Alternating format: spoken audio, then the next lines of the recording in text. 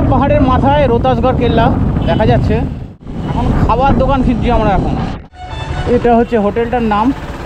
বাইকগুলো পরপর এখানে ওখানে রাখলাম, একটা হোটেল পেলাম, সেখানে খেতে ঢুকবো। হ্যাঁ, প্রচুর জোর খিদে পেয়ে গেছে ভাই।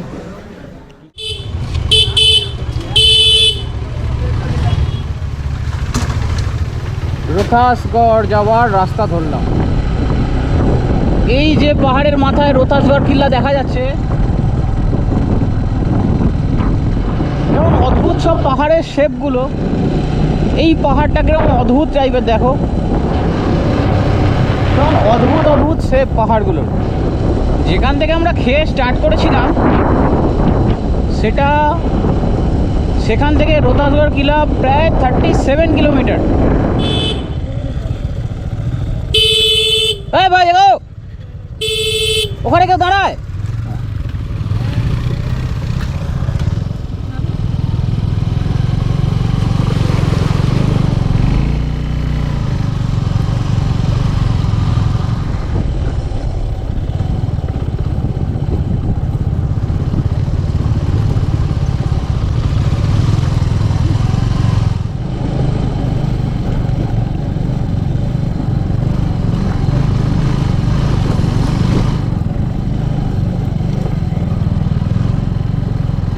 পুরো সন্ধ্যাপুর কথা মনে পড়ে যাচ্ছে একদম।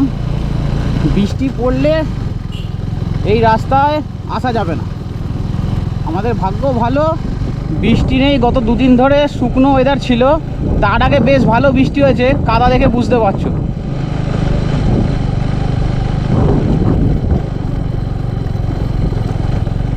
চলো, সুন্দর একটা অ্যাডভেঞ্চারের পরীক্ষা হচ্ছে আমাদের।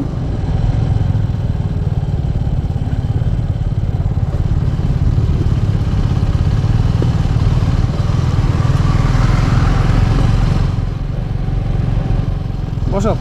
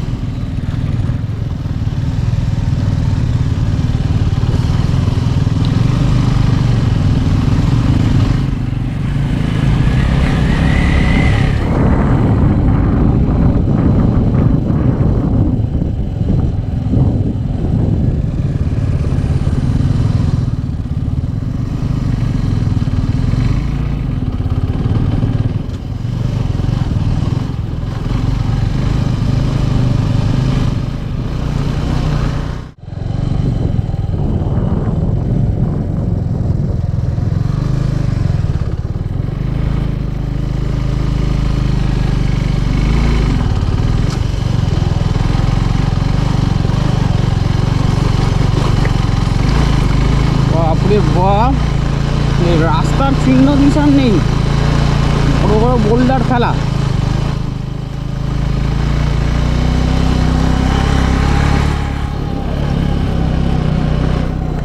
চলেছি রোতাসগড় কিলার দিকে।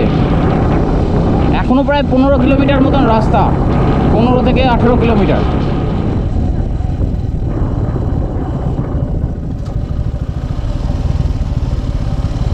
যাইব কি মনে কোথা দিয়ে।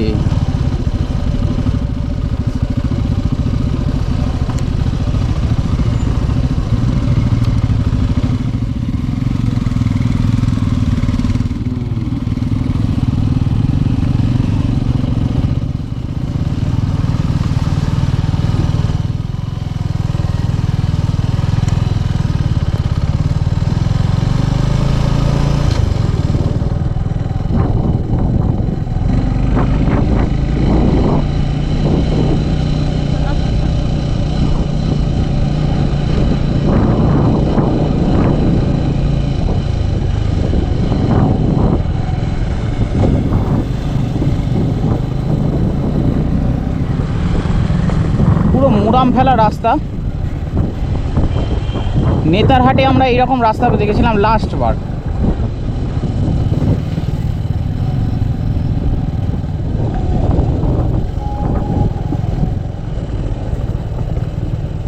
তো ফাইনালি দেখো কেল্লার দেখা পেলাম।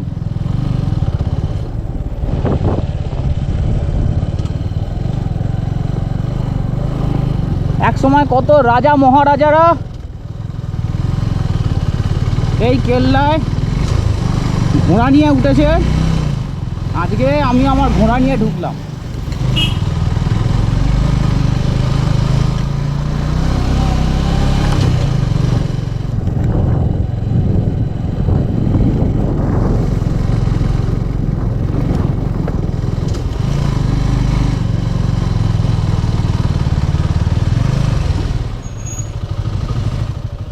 এটা তো নয়, এইটা এটা ভুলভুলাইয়ার মধ্যে ঢুকে গেছিলাম।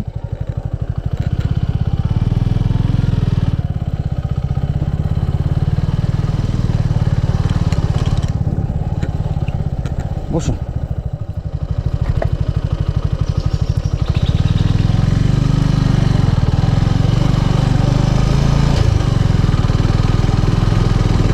কেল্লার দরজা দিয়ে ঢুকে গেলাম আমরা।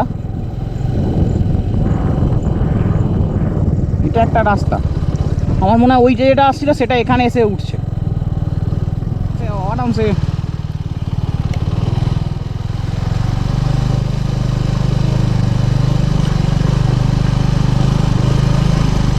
এটা বেশ অ্যাডভেঞ্চার লাগলো এই রাস্তাটা।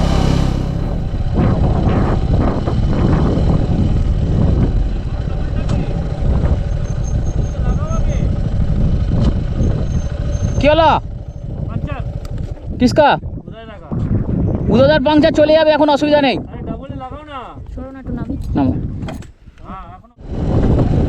তো ওই যে ফাইনালি দূরে দেখা যাচ্ছে দিগন্ত রেখার কাছাকাছি রোহতাসগড় ফোর্ট। আমরা যে গেটটা পার করেছিলাম ওই গেট থেকে এইটা প্রায় 6 কিলোমিটার রাস্তা, আর পুরোটা এই রকমই।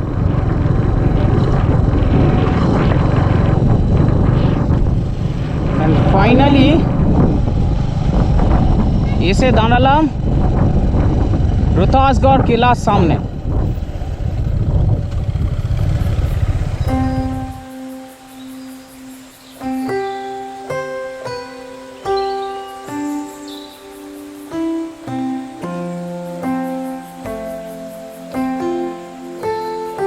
এটা হচ্ছে কিলার ভেতরটা।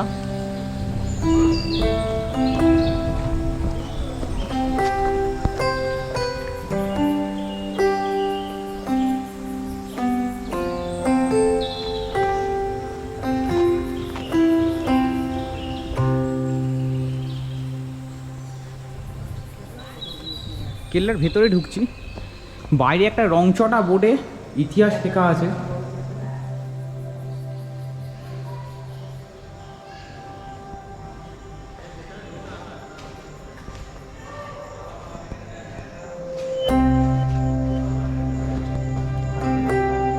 সাধারণ কিছু ছবি নেওয়ার জায়গা রয়েছে।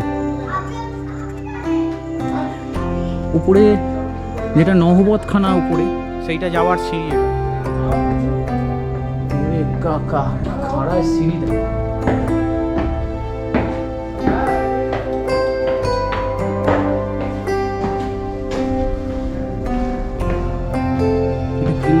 ছাদে যাওয়া যায়।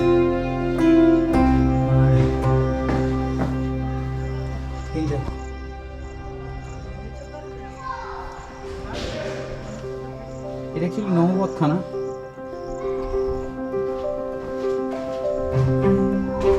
এর থেকে উঠা যায়।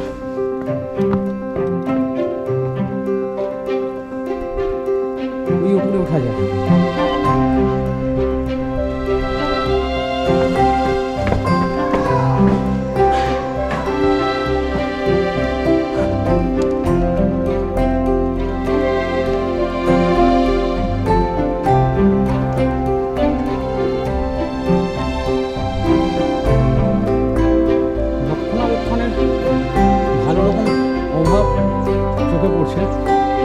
সিঁড়িগুলো দেখো।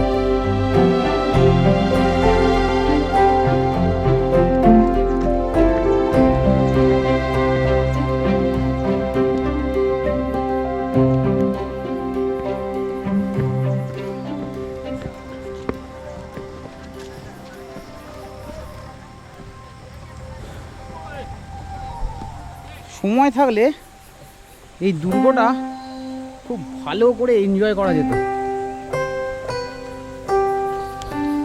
ওখানে বেশ কিছু লোকাল ছেলেরা উঠেছে, আমি তো উঠলাম ওই সিঁড়িটা দিয়ে, দেখালাম তোমাদের।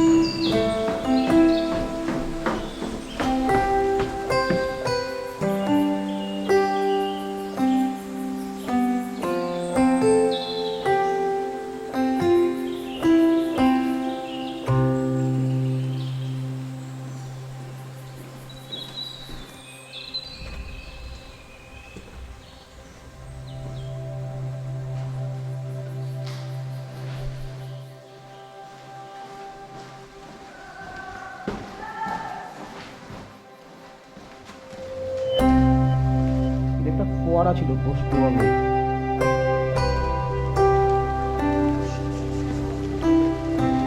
বৃষ্টি শুরু হয়ে গেল।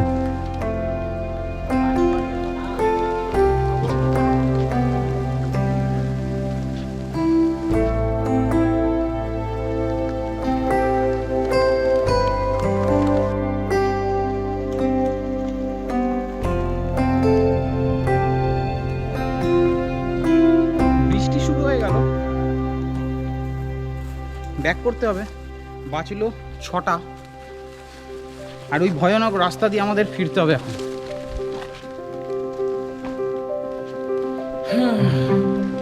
সমস্যাটা হচ্ছে ফেরার রাস্তাটা গুলিয়ে ফেলেছি।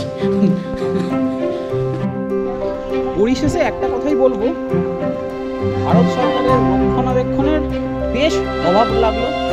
এই জায়গাটা জেনারেলি লোকে পিকনিক করতে আসে, তো পুরো জায়গাটা আমি দেখাচ্ছি, এক নজরে দেখে নাও। পুরো জায়গাটা দেখো প্লাস্টিক, থার্মোকল, ভেতরে তো অজস্র নোংরা, এবং বেশ কিছু লোকজন, স্থানীয় লোকজন এখানে খারাপ রকম কাজ করে বেড়ায়, এবং তারও নিদর্শন পেলাম। আর একটা কথা, যেটা যারা ছবি তুলতে, ফটোগ্রাফি করতে ভালোবাসে, তাদের কাছে প্রচুর অবজেক্ট রয়েছে কেল্লাটার ভেতরে, এবং তারা মিস করবেন না, খুব তাড়াতাড়ি একবার এসে ঘুরে যান। বেশ ভগ্নপ্রায় অবস্থা দেখলাম। তো এবার আমরা নামবো নিচে। ভয়ানক সেই রাস্তাটা, উফ বাপরে। 6টা বাজলো, কিছু না হলেও 8টা বেজে যাবে এই খারাপ, 8টা কি 9টা বাজতে পারে এই খারাপ রাস্তার এই পোর্শনটুকুনি পার করার জন্য। বাজলো 6টা 20। শুরু করলাম আমরা এই বিপজ্জনক রাস্তা দিয়ে নামা। এই দেখো রাস্তায় শিয়াল, এটা এই দেখো,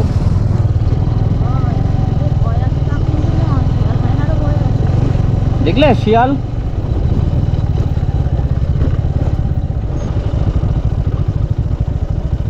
সেই ভয়ঙ্কর রাস্তা দিয়ে এবার নামছি, পেয়েছিলাম তখন আলো ছিল, অন্ধকার হয়ে গেছে, মাঝে মধ্যেই শিয়াল চলে আসছে রাস্তায়,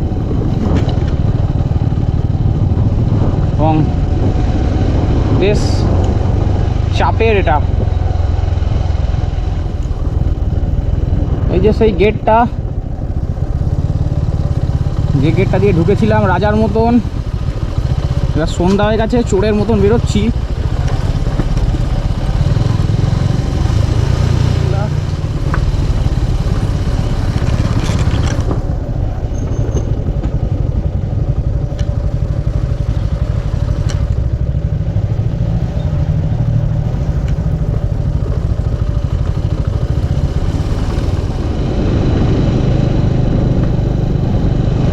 এই জঙ্গল সাফারিটা অনেক দিন মনে থাকবে রাত্রির বেলা।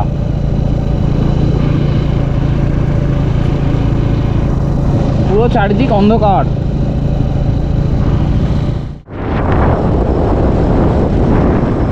আমি ঢুকলাম হোটেলে, ওই তো ওরা চলে এসছে আগে। ওই যে গাড়িগুলো রাখা রয়েছে, আমার গাড়ি যেখানে ছিল আমি সেখানে গাড়িটা রেখে দিই।